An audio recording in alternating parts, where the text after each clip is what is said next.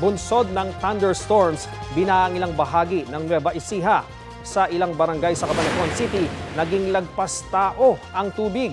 Libo-libong residente ang apektado na karamihan ay nananatili lamang sa kani-kanilang tirahan.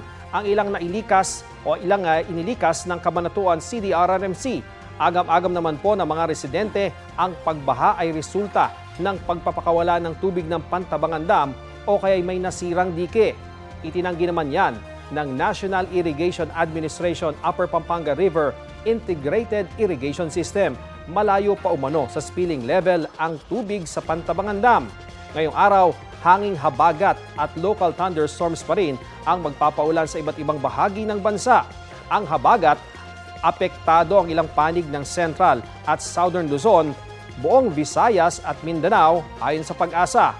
Mga thunderstorm naman sa nalalabing bahagi ng bansa. May isang low pressure area po ang kasalukuyang binabantayan sa loob ng Philippine Area of Responsibility. Namataan yan 1,090 kilometers east-northeast ng extreme northern Luzon. Sa ngayon, mababa ang tsansa ng nasabing LPA na maging bagyo. Wala ritong epekto sa lagay ng ating panahon. As of 4 a.m., may isa pang namumuong sama ng panahon sa labas ng Philippine Area of Responsibility. Sa ngayon, kumpol ito ng mga ulap o cloud cluster na posibleng maging sama ng panahon.